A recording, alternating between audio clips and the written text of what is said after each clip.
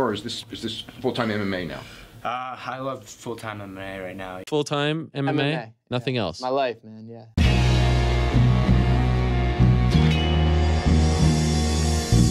Back to the daily grind, and shout out to the full-time patrons. Make sure to hit subscribe if you're new and hit thumbs up if you're not a baby back bagel biting bitch boy, cause you know what time it is. It's full time.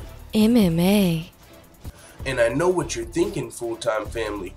What happened to full-time MMA in the morning?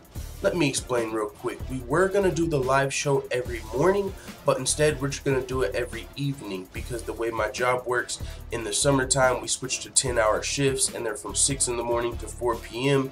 So with that schedule, I'm not able to do a live morning show, but I would still have a time to do one after work. So with that being said, we are gonna go live today, but it's not gonna be until about 7 p.m. Eastern time. Now, with that being said, let's jump straight into this first topic of the day. Stephen Wonderboy Thompson says he tore his MCL versus Darren Till and wants the kick to the knee to be illegal. This is what Stephen Wonderboy Thompson had to say in a recent interview. You know, I tore my MCL in the fight with Till. We did an MRI and thankfully nothing else was damaged. No surgery is required for this injury, but I have to give it at least 8 weeks to heal properly before I can get back to training. I honestly think that strike should be made illegal. It could end somebody's career. You know, Robert Whittaker had to have ACL surgery following his first fight with Yoel Romero due to that particular strike. And as you could see, Robert Whittaker made sure to beat Yoel Romero to the punch in their second fight. He threw a lot more than he did this time around. It's just a very dangerous technique. And I've got to say, man, I completely agree with Wonderboy. Every time I see a kick to the knee, like when I'm talking about like an oblique kick, I'm not talking about a side kick like the one you actually see in the picture where you're kicking behind Stephen Wonderboy Thompson's leg, because I think that was actually a very effective strike because he was able to bruise up Wonderboy's leg. And honestly, if you're fighting somebody like Stephen Wonderboy Thompson, that's a very, very smart game plan from Darren Till to attack Stephen Wonderboy Thompson's leg with leg kicks and make it harder for him to move. Later in the fight, if he's got a big bruise on his leg, it's harder for him to blitz in and have that same movement to strike, whether it's a counter strike or just blitzing in. If you take out Stephen Wonderboy Thompson's leg, and I'm not talking about in a dirty way, but I'm saying with just leg kicks, if you can bruise up his leg and limit that movement, that's a good game plan against Stephen Wonderboy Thompson. Now, the part that I don't like is when you see more of like a front kick to the knee, you know, where it looks like, and those are illegal, but even if you're coming at it from the side, if you connect with somebody's knee, it's kind of hard for the referee to see sometimes. Is he kicking him behind the leg? Is it landing correctly, or is he targeting a knee here? And with that being said, I think there's got to be a way to do something about these knee strikes. Like, and to be fair in Darren Till's case here, you can see the one landed here, and if you were watching the live fight, it actually looked like he was landing the shots in the correct place to put a bruise behind Stephen Wonderboy Thompson's leg. That happened early in the fight. I remember the commentators talking about that, like maybe going into the second round or late in the second round, like, wow, Stephen Wonderboy Thompson has a pretty nasty bruise behind his leg already. That's going to limit his movement. So if you're Darren Till, that's a great strategy. Now, how can you decipher between that kick and a strike to the knee? You know, let's say you're throwing it and Stephen Wonderboy Thompson zigs when he should have zags, so you accidentally kick him in the knee. Well, that's when it starts turning a little bit dirty, especially if you have a fighter with a history of knee injuries, right? And when you see these kicks, man, to me, it can honestly ruin a fight. Like Robert Whittaker versus Yoel Romero, if you make that your whole strategy, like what if every fighter started doing that? And I know it would be, it's probably not realistic for everyone to start doing it, but let's just say that that's one of the most beneficial, or one of the best techniques for a mixed martial artist right now. I mean, we know John Jones and his oblique kicks. Royce Gracie used to do it. It's a very good technique to keep your opponent at distance, but it is a little dirty. You know what I'm saying? What are you, just trying to kick someone in the knee, take their leg out? That could potentially end their career. You're just trying to win a fight here. Both of you guys are really trying to, you're both trying to win the fight, but you're also both trying to remain healthy so you can live to fight again another day, essentially. Because if you blow your knee out completely, that could ruin your career. You're an athlete. So damage to your knee, permanent damage to your knee, can literally end your career. But if you're a fighter and you're in there fighting for a win bonus, and you know if I win this fight, I get double the paycheck, I could potentially be in line for a title shot, then you're probably going to do whatever you can to try and get that job done, to win the fight. And if you know your opponent has a little bit of a bad knee, yeah, you might not target the knee specifically, because if you did, you're a dirty fighter and a jackass. If you know Wonderboy Thompson's right knee is fucked up and you're literally trying to kick him in the knee, that's dirty. But what's to stop somebody from targeting right behind the knee and knowing, hey man, if he moves, I could fuck around and kick that already aggravated knee? So it would be hard to determine intent. You know, there's probably going to be fighters that think Darren Till is dirty for kicking Stephen Wonderboy Thompson in the knee, just like there's probably fighters that think John Jones is dirty and Yoel Romero was dirty when they did it.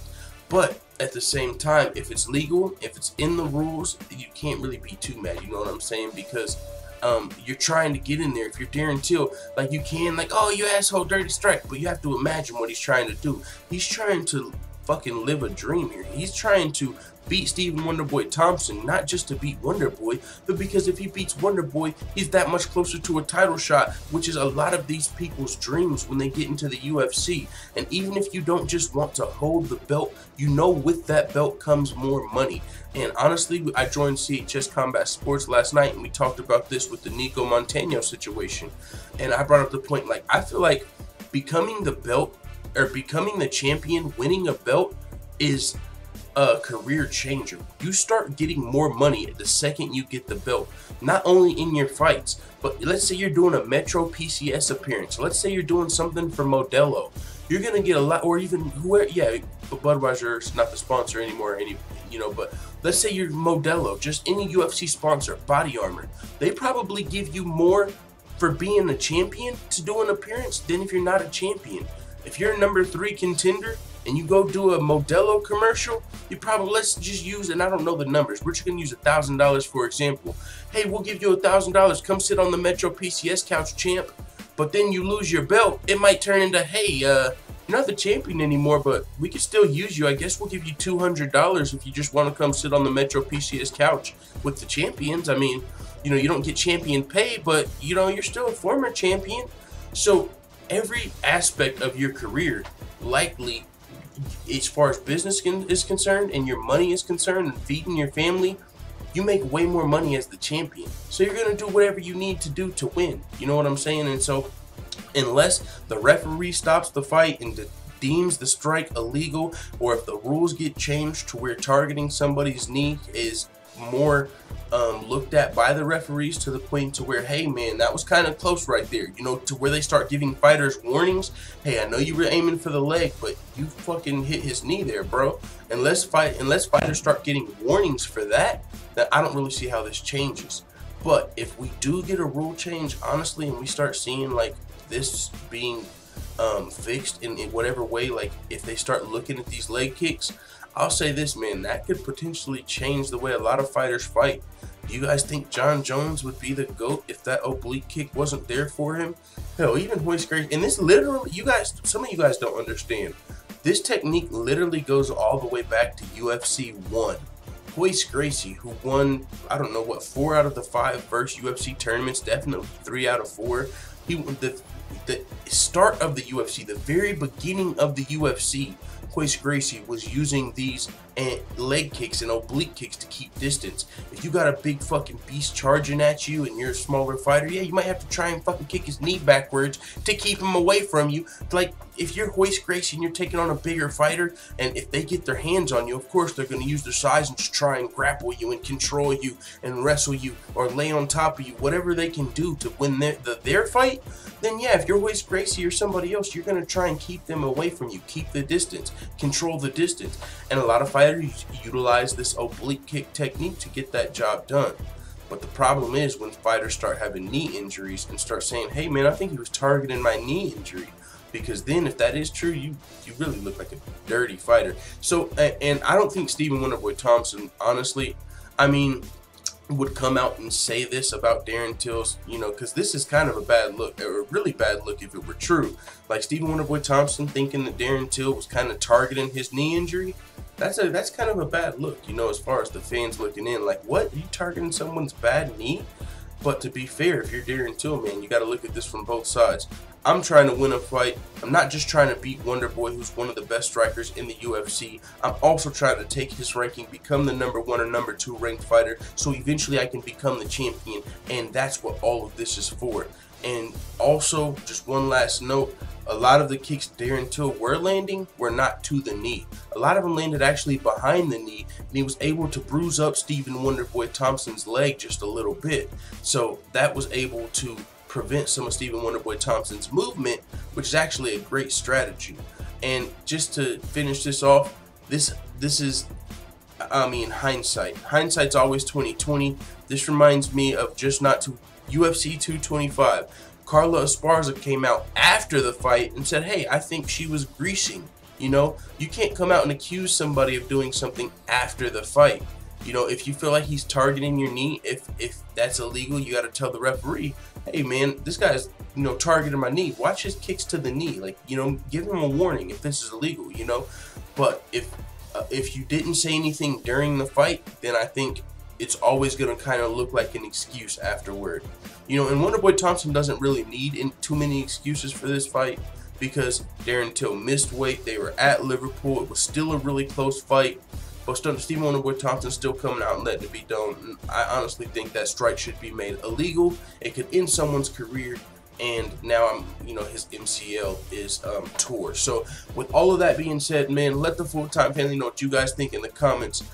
As far as what does this mean for Stephen Wonderboy Thompson, we probably won't be looking at him versus anybody else anytime soon. If he's going to be out for a while, just healing this up before he can even start training. So in the meantime, in between time, maybe we see Darren Till fight somebody else. You know, there was rumblings of a Darren Till versus Wonderboy rematch, just because the controversy in the fight. You know, some people felt like Wonderboy won it on top of Darren Till missing weight. So they want to see if Darren Till can get that same win when he's not on home soil, you know, because some people feel like the judges helped Darren Till out a little bit. So what if we do it in Stephen Wonderboy Thompson's backyard and you come in and you make weight? Let's see if you can beat Wonderboy then. So with that being said, some people do want to see a rematch, but that's really the only reason, just for clarity. It's not like the fight was just the best fight of the year, you know, not even close. There were some lulls, like some, you know, it's Wonderboy, you know how that goes. He's hard to figure out, so when you're fighting Wonderboy, you gotta play chess in there. So sometimes it turns from a fight into a chess match, which isn't always entertaining, because we're trying to watch fights, right? But hey man, it is what it is. Stephen Wonderboy Thompson has spoken. He said he tore his MCL versus Darren Till, and he wants that kick to the knee to be illegal. And I agree, man. There's something about that oblique kick that it's not aesthetically pleasing. When you're watching it, you're like, damn, if he kicks his fucking knee backward, that's gotta suck. You know, what if his opponent started utilizing that technique? What if they were just trying to fucking oblique kick each other all fight, trying to win with the leg injury or something? You know what I'm saying? I would much rather see Justin Gaethje style fucking leg breaking kick. You know, as far as when he throws leg kicks, he's throwing them with vicious intention, but it's not like he's targeting your knee. He's just fucking trying to damage your leg with nasty kicks. Nothing, doesn't look like anything dirty or anything like that with Justin Gaethje. So we'll see what happens, man. What do you guys think in the comments? Let me know, and stay tuned. In about 3 to 4 hours from now, we will be going live and talking about this amongst other things. So let the full-time family know what you guys think in the comments. And as always, thanks for checking out this video. If you're new, or if you're just slacking on your pimping, make sure you hit the subscribe button and also hit the notification bell next to it so you're notified every time I upload a video. And if you want to help support this independent channel, you can either click the PayPal button in the description, or you can go to patreon.com/fulltimemma and consider becoming a patron. I'm out. This is #1 bullshit.